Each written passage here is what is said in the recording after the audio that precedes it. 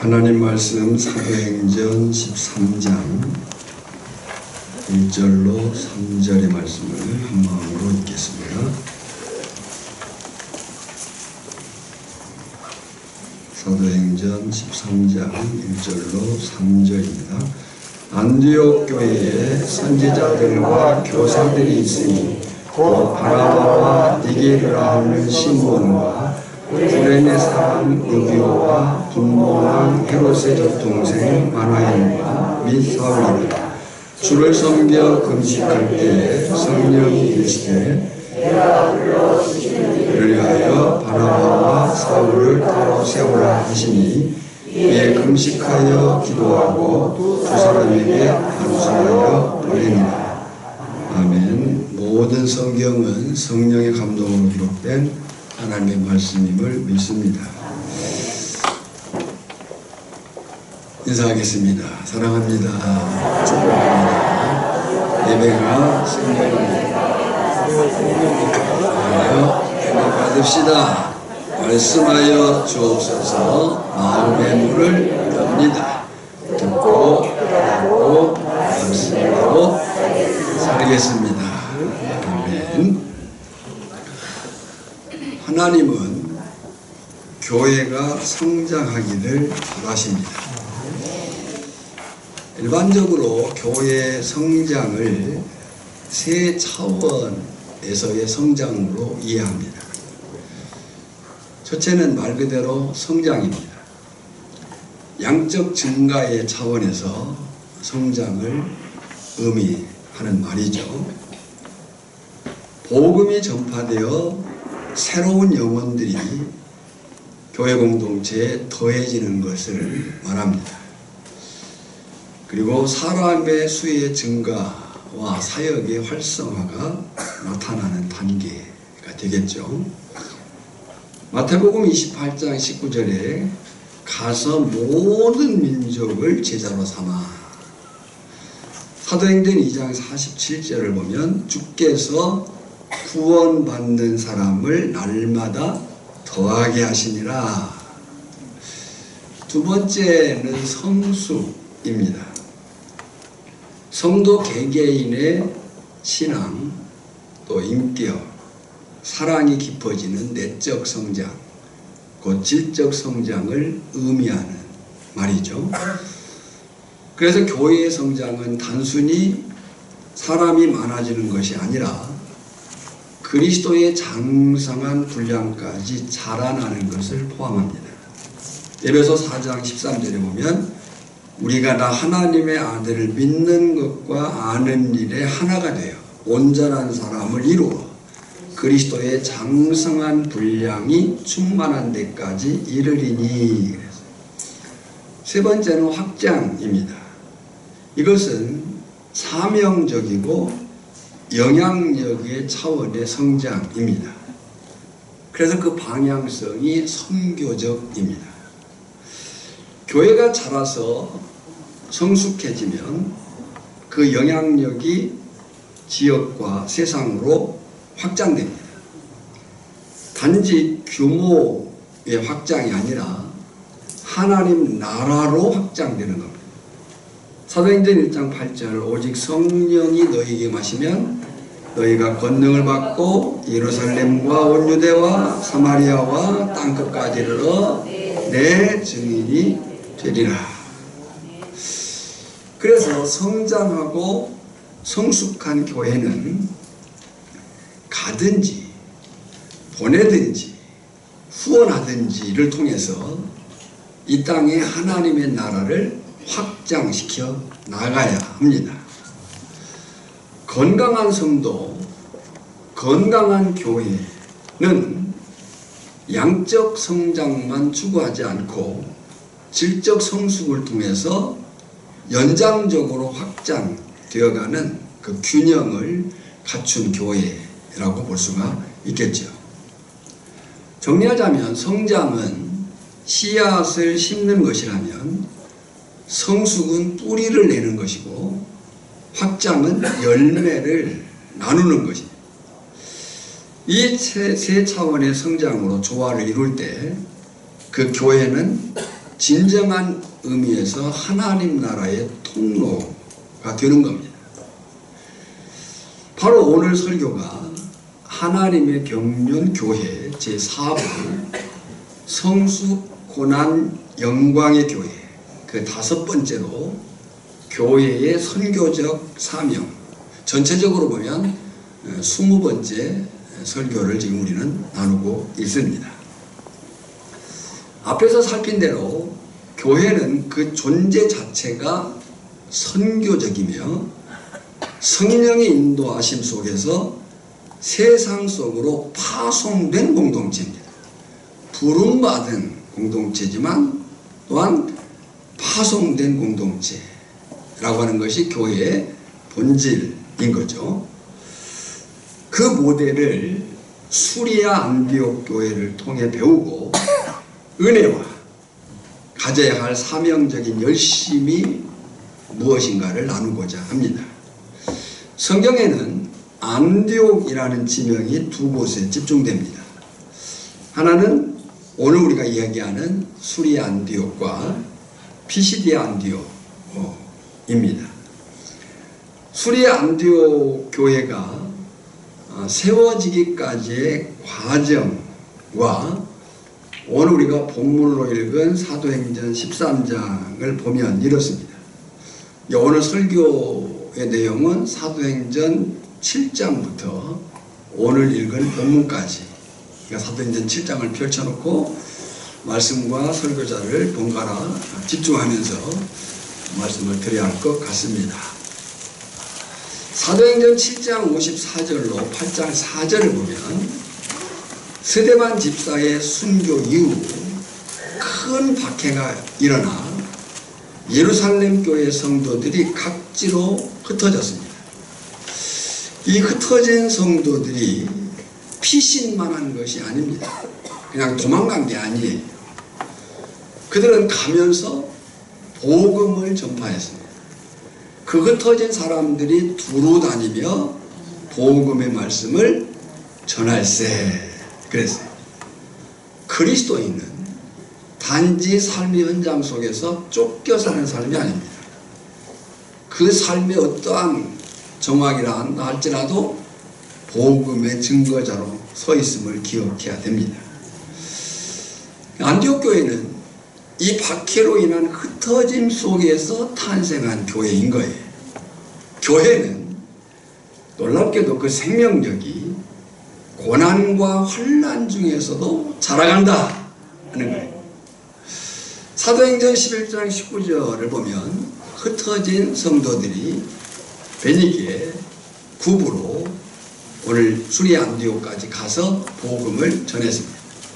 처음에는 유대인을 중심해서 전했지만 일부 헬라파 이방인에게도 복음을 전하는 용기 있는 무리들이 생겼습니다. 11장 20절에 그 중에 구브로와 구레네 몇 사람이 안디옥에 이르러 헬라인에게도 말하여 주 예수를 전파하니 그랬어요.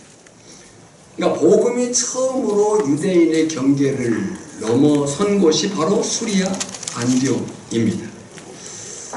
그 안디옥 교회가 하나님의 손이 함께 하심으로 급성장했습니다. 11장 21절에 주의 손이 그들과 함께 하심에 수많은 사람들이 믿고 주께 돌아오더라. 그때 모 교회인 예루살렘 교회가 이 소식을 듣고 바나바를 안디옥으로 파송합니다. 바나바는 성경이 성령과 믿음이 충만한 사람이라고 말합니다. 사도행전 11장 23절에 보면 그가 와서 어디에 왔어요? 안디옥에 왔죠. 그가 와서 하나님의 은혜를 보고 기뻐하여 모든 사람에게 굳건한 마음으로 주와 함께 있으라 권하니 그랬어요. 이제 안디옥 교회는 바나바의 지도 아래 안정되고 더욱 성장했습니다. 그런데 그 안디옥 교회, 바나바로만으로도 교회가 안정되고 성장하고 있는 그 안디옥 교회에 바나바가 다소에 직접 가서 사울, 바울을 데려옵니다. 11장 25절로 26절을 보면 바나바가 사울을 찾으러 다소에 가서 만남에 안디옥에 데리고 와서 그랬어요. 여러분, 이것이 어깨 위에 사람을 세우는 영적 리더십이라고 생각합니다. 후계자가 없는 성공은 성공이 아니다, 이런 말이 있습니다. 내 어깨에 사람을 세워야 됩니다. 내 다음 사람을 세울 준비를 갖춰야 됩니다. 내 다음 사람들의 탁월함을 우리는 귀히 여겨야 됩니다. 혹이라도 내 자리가 아닙니다. 호련히 내 자리를 내어줄 수 있는 리더십이 필요하다. 바나바로 인해서 이 안디옥 교회가 안정되고 성장하고 부흥했어요. 족할 수 있죠. 근데 그 안디옥 교회에 바나바가 누구를 데려왔다고요? 사울을. 어디에 가서? 다소에 가서. 여러분, 그러면 사울, 바울은 왜 다소에 가 있었는가? 라는 거예요. 사도행전 9장을 보면 교회를 핍박했던 사울이 다메섹 도상에서 부활하신 예수님을 만나서 회심합니다. 부활하신 예수님의 그 강력한 빛 앞에 시력을 잃어버립니다. 제자 안나니아를 만나서 안수를 받고 시력을 회복하고 세례를 받고 성령을 받고 음식을 먹고 힘을 얻습니다. 그 바울이 다메섹 도상에서 예수를 만나 시력을 잃은 그 바울이 아나니아를 만나 시력을 회복하고 세례를 받고 성령을 받고 음식을 먹고 힘을 얻은 그 바울이 바로 한 일이 뭐냐? 다메섹 전도입니다. 다메섹에서 전도합니다. 은혜 받은 사람, 성령 받은 사람, 믿음의 그 감사가 있는 사람은 전도하게 되어 있습니다. 다메섹에서 그가 전도합니다. 그러자 이제 유대인들이 이 사울을 죽이려고 합니다. 제자들의 도움으로 성벽 틈으로 광주리 타고 내려가 탈출합니다. 바나바의 변호와 도움으로 예루살렘에 올라가 제자들과 사귀지만 헬라파 유대인들의 박해로 이 사울, 바울이 가이사랴를 거쳐서 고향 다소로 갔습니다. 갈라디아서 1장 21절 24절을 보면 사울, 바울이 다소에서 무엇을 했는지를 알 수 있습니다. 그러니까 단지 이 사도 바울은 도망 다닌 사람이 아닙니다. 어쨌든 그 박해로 인해서 광주리 타고 탈출해가지고 지금 가이사랴를 거쳐 다소에 갔어요. 근데 그 다소에서 사울이 뭘 했느냐? 그는 그곳에 숨어 있는 것이 아니라 여전히 복음을 전했습니다. 학자들은 그때를 사울, 바울의 숨은 시간이 아니라 복음 사역의 준비기이자 내면적 성장 시기로 이해합니다. 그 기간이 거의 7년에서 10년입니다. 한편 사도행전 11장 20절 안디옥 교회는 복음을 듣고 교회가 수적으로 성장했습니다. 질적으로 내면적으로 성숙해졌습니다. 좋은 교회가 됐어요. 야, 이제 우리끼리 정말 재밌다. 근데 교회는 우리끼리 좋자고 모인 공동체가 아니에요. 안디옥 교회는 자, 숫자가 늘었어요. 질적으로 내적으로 성숙해졌어요. 교회도 안정화됐어요. 근데 안디옥 교회는 거기서 멈추지 않았습니다. 자기들끼리 좋은 것으로 그치지 않았다.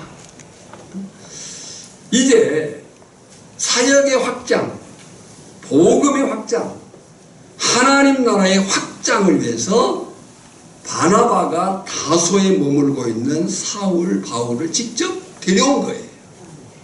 그러면서 바나바는 어깨 위에 사람을 세울 뿐만 아니라 비전의 사람이었던 거죠. 그리고 두 사람은 1년간 함께 교회를 가르치며 많은 제자를 세웠습니다. 거기서 그리스도인이라는 말이 생겼어요. 둘이 교회 1년간 큰 무리를 가르쳤고 제자들이 안디옥에서 비로소 그리스도인, 저 사람들은 그리스도인이야 라는 일컬음을 받게 되었다 하는 거예요. 그런데 여기서 우리가 주목할 것은 그때가 교회에 매우 중요한 역사적 전환기였다는 거예요. 여러분, 우리가 매일의 순간, 한 주간의 순간, 한 달의 삶, 1년의 삶을 연결되어서 이렇게 살아가지만 우리가 그 시간을 펼치고 좁혀보면은요, 그 어떤 때, 개인이든 공동체든 어떤 그 획기적인 때가 있어요. 그 때를 잘 읽는 싸움이 인생의 승리의 요건이기도 하고 또한 공동체의 여건이기도 한 거죠. 그러니까 그때가 지금 안디옥 교회가 수적으로 성장하고 양적으로 성장할 뿐만 아니라 질적으로 내적으로 성숙된 그때, 야 좋다 우리끼리 아니고 사람을 세울 줄 알고 하나님의 나라 비전을 꿈꿀 수 있는 그 리더십을 갖춘 거죠. 그 역사적 전환기를 이 안디옥 교회가 맞아요. 그때가 선교사적으로 보면 유대 중심의 교회에서 이방 중심의 선교적 교회로 변화하는 시점입니다. 지금 안디옥 교회는 성장하고 성숙해서 유대인과 헬라인들이 함께 모여서 다민족 교회로 성장을 했어요. 이제는 그들이 유대인, 이 사람은 유대인이야, 이 사람은 이방인이야 라고 불리운 게 아니고 뭘로 불렸다? 그리스도인으로 불렸다는 거예요. 여러분, 새 언약 공동체 속에서 오늘 우리가 누구냐? 우리는 혈통적 유대인이 아닙니다. 그라서서 막연한 이방인도 아닙니다. 에베소서는 우리를 뭐라고 부른다고 했어요? 하나님의 교회라고 부른다는 거예요. 저들은 교회구나. 나 자신이 교회로 살겠습니다. 우리는 교회를 다니고 있는 게 아니라 교회로 살고 있는 사람들인 거예요. 그러니까 그들이 유대인이 있고 헬라인 이방인들이 섞였는데 그들을 유대인이나 헬라인으로 구분한 게 아니라 이제는 뭘로 구분했다? 그리스도인, 그들의 명찰이 그들의 이마에 그리스도인이라고 하는 이름이 새겨진 거예요. 유대교와 구별돼. 저들이 유대교인인가? 이럴 수 있잖아요. 이방인들이 볼 때. 근데 유대교와 구별된 독립적 정체성 교회를 갖게 된 거예요.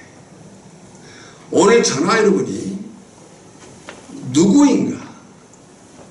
그리스도인이라는 이 분명한 정체성을 가지고 살 때 세상은 저들은 우리하고 다른 종족의 사람들이구나, 그리스도인이구나 라고 부른다는 거예요. 그런데 그때 사도행전 11장 27절로 30절을 보면 예루살렘 교회에 큰 기근이 임할 것을 선지자 아가보가 예언합니다. 그러자 이 교회가, 안디옥 교회죠, 헌금을 모아서 바나바와 사울을 통해 보냅니다. 교회 간의 연대와 상호 돌봄의 첫 구제 사역이 여기에 있습니다. 이것은 성장하고 성숙한 교회가 무엇을 해야 되는지, 어떻게 해야 되는지를 보여준 사건이에요. 개인도 마찬가지고 교회도 마찬가지입니다. 우리가 성장하고 성숙한 것 필요합니다. 그러나 성장만 하고 성숙만 한 것은 자칫하면 비만한 교회, 건강한 교회가 아닐 수 있어요. 그 성장과 성숙 속에서 우리가 무엇을 해야 되지, 어떻게 해야 되지를 알아야 되는 건데 안디옥 교회가 그랬다는 거죠. 더구나 그때 사도행전 12장이에요. 헤롯 아그리파 1세가 교회를 박해했습니다. 그로 인해서 요한의 형제 세베대의 아들 야고보가 칼에 맞아 순교합니다. 교회가 지금 성장하고 있는 상황 속에서 핍박이 주어진 거죠. 여러분, 교회 역사 속에서 환난과 박해가 없었을 때는 없어요. 중요한 것은 그 환난과 박해를 통해서 무엇을 경험했느냐. 베드로도 감옥에 갇혔어요. 교회 제일 리더십인 베드로가 감옥에 갇혔어요. 근데 천사의 도움으로, 그 천사의 도움의 과정 속에서 교회 공동체가 뭐 했어요? 기도했습니다. 천사의 도움으로 기적적으로 탈출했어요. 헤롯은, 이 헤롯 아그리파 1세죠. 헤롯은 스스로 우쭐해가지고 자신을 신격화하다가 하나님의 지심을 받아서 죽습니다. 성경은 뭐라고 그의 죽음을 얘기하냐면 벌레가 먹어서 죽었다 이렇게 원어로 해석하면 구더기에 먹혀 그래요. 문자적으로 보면 부패성 장내충, 내부 장기의 감염으로 인해서 기생충에 의해서 궤저 질환에 의해서 그가 죽임을 당한 거죠. 근데 여기는요 역사적 자료의 근거가 있어요. 요세푸스의 기록이 있어요. 이 요세푸스는 유대 역사가입니다. 유대 고대사 17권 8장 2절에 기록된 내용이 이래요. 요세푸스의 기록입니다. 헤롯 아그리파 1세가 가이사랴에서 연설할 때, 이건 성경에도 나와요. 은빛 옷을 입고 태양 아래 서 있었는데 사람들이 신의 음성이다, 사람의 음성이 아니다. 성경도 그렇게 기록하고 있죠. 헤롯 아그리파 1세가 연설하니까 사람들이 스스로도 우쭐했는데 사람들이 신의 음성이다, 사람의 음성이 아니다 하고 외쳤어요. 그때 갑자기 심한 복통이 일어서 5일 동안 고통받다 죽었다. 역사가 요세푸스의 기록이 그렇습니다. 중요한 것은 이런 일련의 사건이 복음의 중심이 점점 예루살렘에서 안디옥으로 이동하는 계기가 된 거예요. 자, 보세요. 안디옥 교회는 예루살렘 교회와의 교제와 사역적 신뢰 기반을 확립했어요. 모교회는 어디예요? 예루살렘 교회예요. 그러나 이제 그 모교회와 단절된 게 아니고 교제와 사역적인 그 신뢰를 서로 그리고 이제 예루살렘 총회에서 결정한 이방 선교에 대한 그 본질적인 결정이 있었잖아요. 바나바와 사울이 이제 그때 마가 요한을 데리고 안디옥으로 돌아왔습니다. 리더십이 더 확고해진 거예요. 눈여겨볼 것은 이런 교회사적 전환기에 안디옥 교회는 성장과 성숙을 이루면서 확장해 나갈 준비가 되어 있었다는 거예요. 이미 안디옥 교회, 오늘 부분 읽은 내용을 보면 안디옥 교회는 사역자 그룹이 형성되어 있었어요. 여러분요, 교회는 리더십이 중요합니다. 담임 목사의 리더십 중요하죠. 그러나 그것만으로 전부가 아닙니다. 오늘 지역교회의, 조직교회의 장로님들의 리더십이 중요합니다. 그 장로님들은 감독, 치리하는 일들을 감독하도록, 세워가도록 세움받은 리더십들입니다. 저는 개인적으로 그 교회의 수준은 물론 목회자가 이끌어가지만 그 교회의 전반적인 수준은 장로님들에게 달렸다고 생각해요. 그 장로님들을 잘 세워야 되고 그 장로님들 또한 그 선 위치에서 리더십을 잘 갖춰가야 되고 또 다음 사람들을 내 어깨 위에 세울 준비를 해야 되는 거죠. 그러니까 안디옥 교회가 이제 그런 리더십이 확고해진 교회.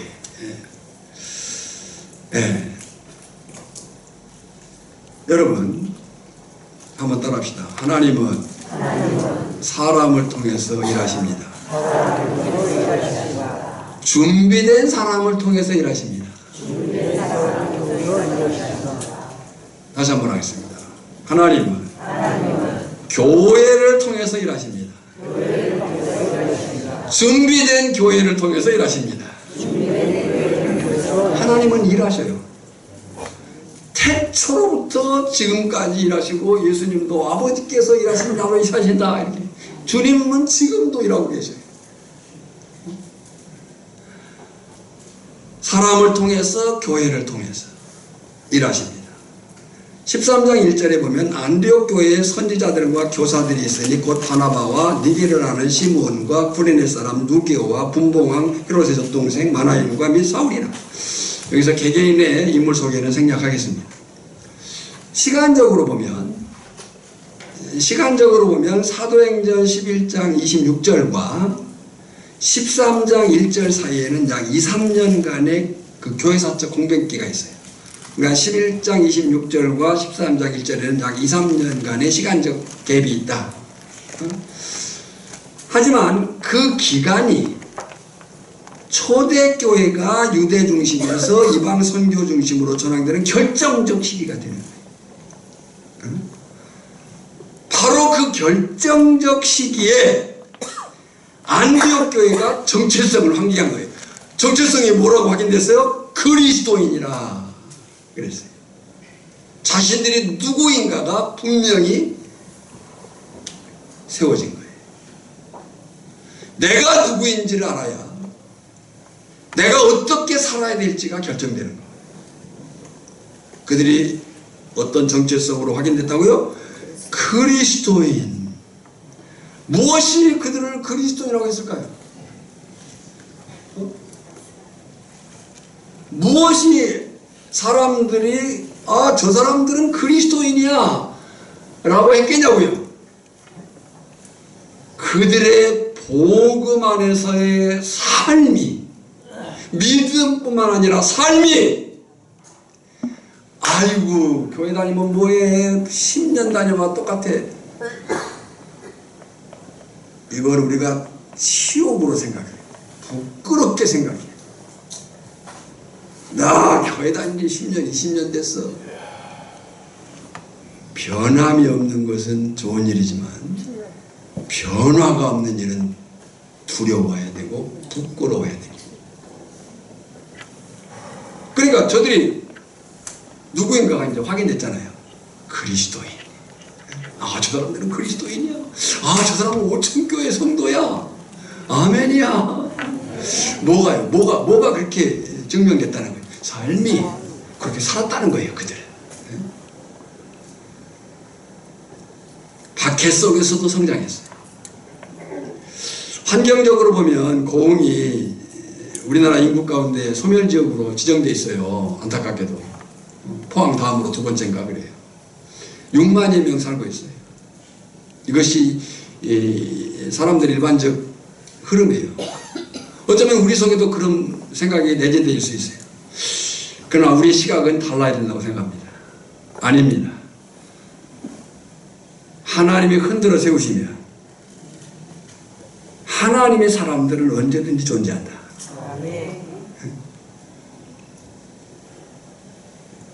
더 중요한 것은 그들이 자신들의 성장과 성숙을 선교적 사명으로 받아들였다는 거예요. 이제 우리가 이렇게 자랐으니까 니들 까불지 마. 우리가 이 정도야? 우리 교회가 어때? 이건 그렇게 자랑할 일이 아니에요.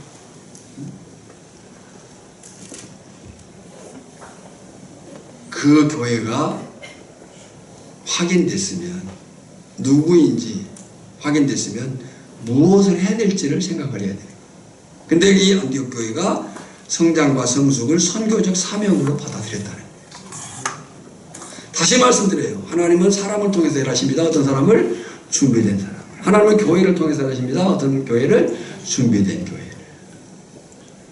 그렇다면 오늘 본문이 저나 여러분 개인에게 우리 오천교회 공동체에 주는 교회로서의 선교적 사명이 무엇이겠는가 하는 거예요. 첫째, 성령의 주도하심, 말씀하심에 순종하는 거예요.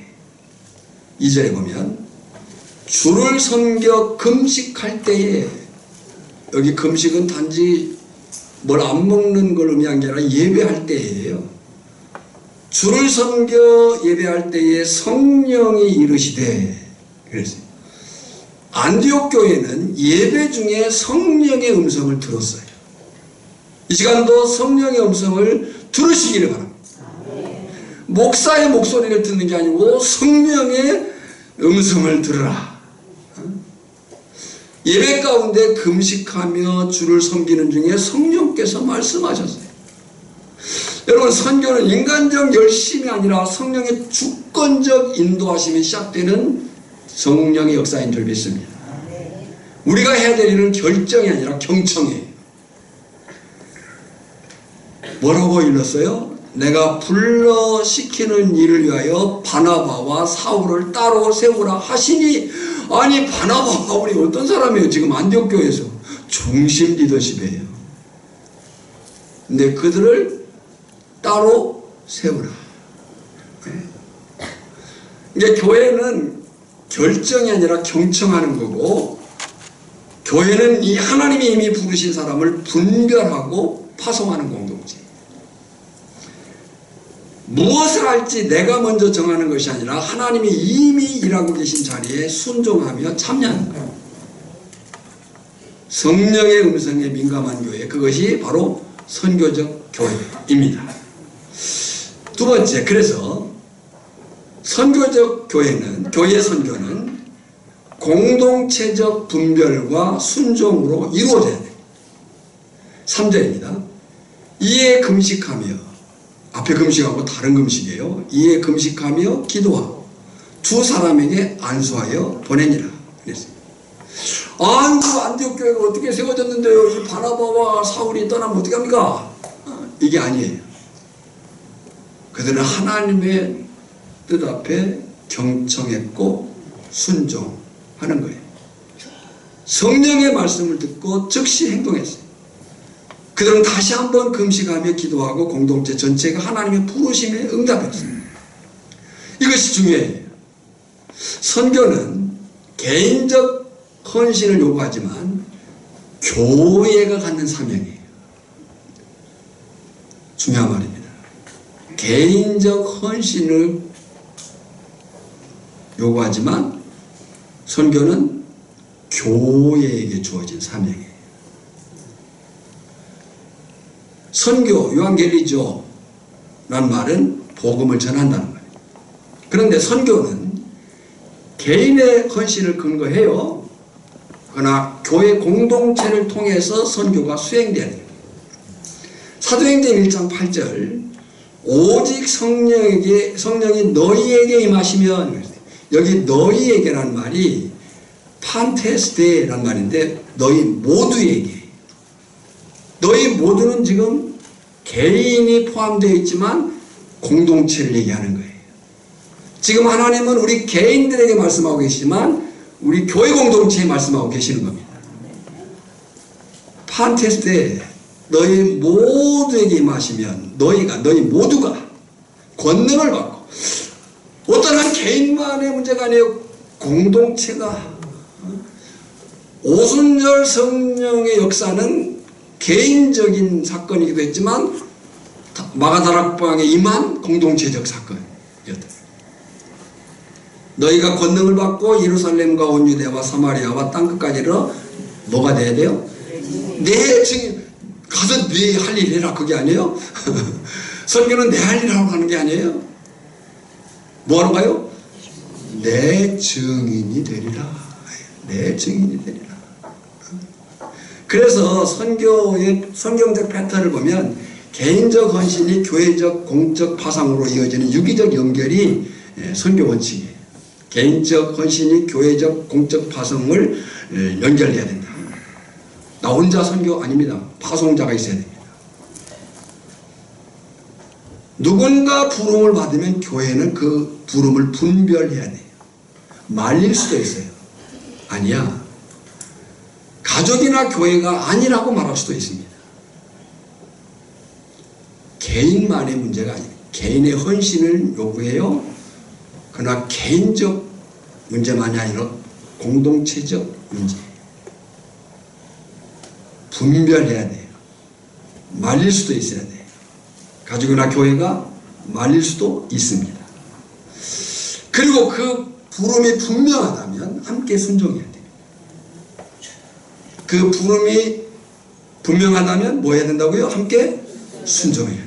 격려하고 기도하고 재정적 후원을 통해서 함께 보냄받은 사명을 인정해야 돼요. 세 번째, 교회 선교는 하나님의 경륜, 구원, 계획, 프로세스라고 했어요.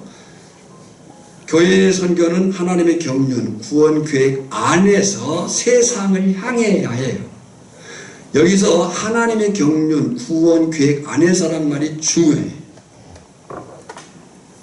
교회의 선교적 사명을 말할 때 이 말을 잊어버리면 안 돼요. 하나님의 경륜, 구원, 계획 안에서 라는 말을 잊어버리면 안 돼요. 하나님의 경륜, 구원, 계획은 단순히 봉사활동이 아닙니다. 구제나 봉사를 필요로 하지만 그런 일은 사회 일반 NGO 단체에서도 많이 하고 있어요. 일반 사회 구호단체에서도 NGO 활동들을 통해서 사회 봉사나 이런 구제 사역은 많이 합니다. 우리가 텔레비전에서도 많이 보잖아요. 막 그 아프리카나 이런 어려운 지역 영상 보여주면서 그런 일들을 NGO 단체에서 하는 겁니다. 근데 하나님의 뜻은 교회의 선교는 복음을 전해서 모든 민족이 예수 그리스도를 통해 구원받는 거예요. 그것이 교회의 선교는 하나님의 경륜 구원 안에서 세상을 향해 있다라고 표현한 거예요. 에베소 1장 9절로 10절에 보면 그 뜻의 비밀을 우리에게 알리신 것이요 그의 기뻐하심을 따라 그리스도 안에서 때가 찬 경륜을 위하여 예정하신 것이니 하늘에 있는 것이나 땅에 있는 것이나 다 그리스도 안에서 통일되게 하려 하시니라. 뭐하러 교회를 세우고 뭐하러 선교하느냐라고 할 때 결국 그리스도 안에서 세상을 통일되게 하려 하나님의 통치로 충만케 하려. 이것이 교회의 선교적 사명의 본질인 거예요.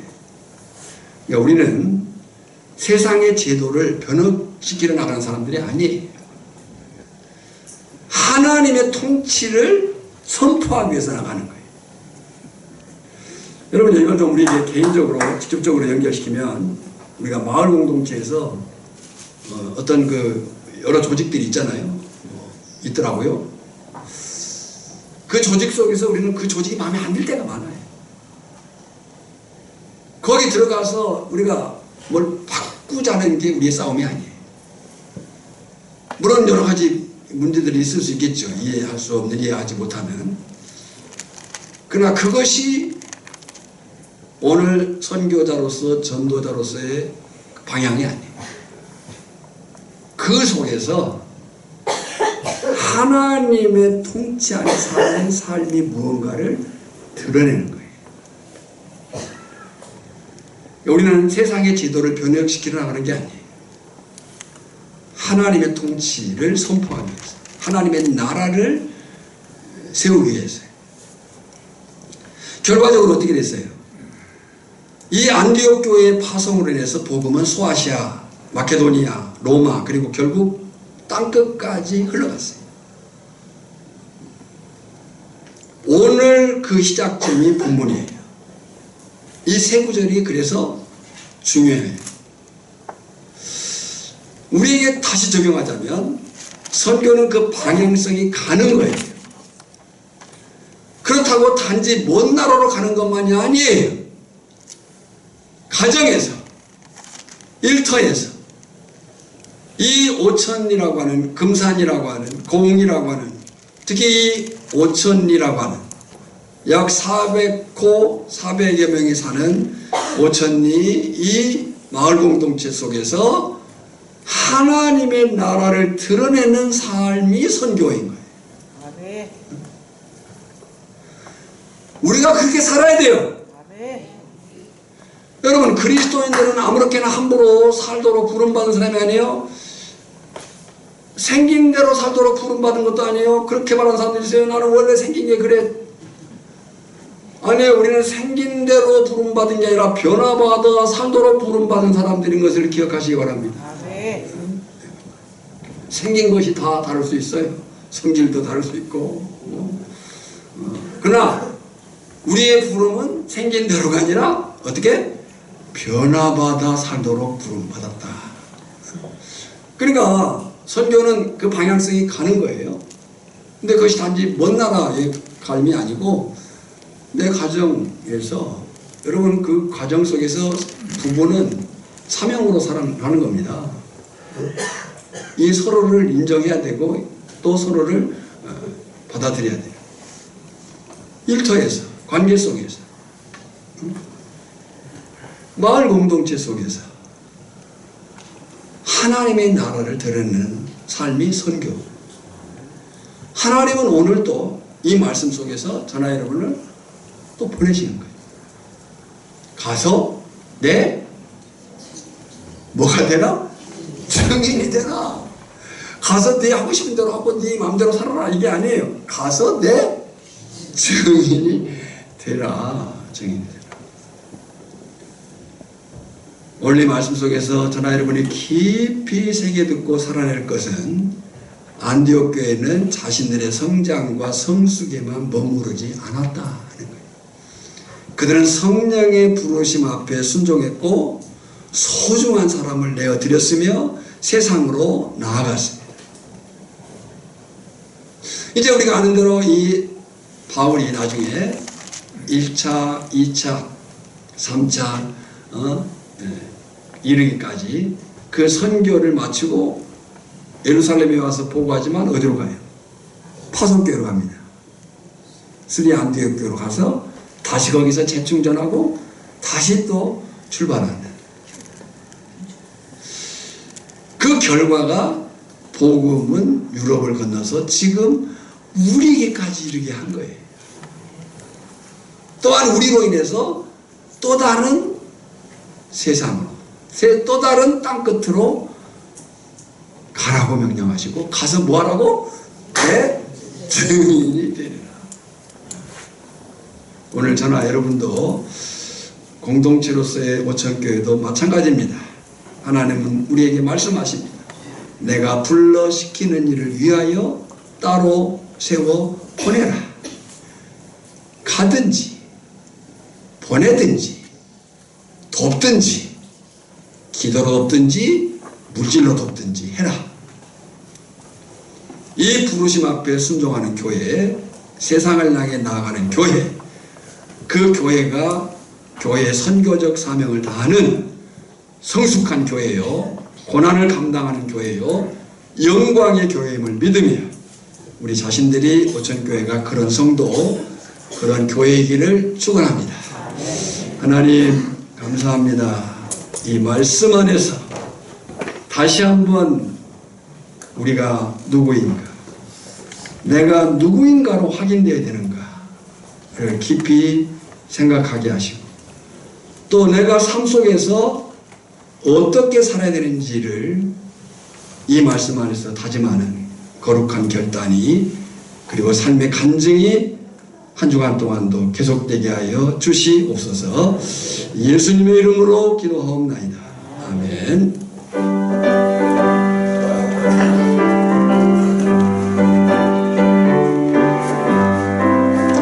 빛의 사자들이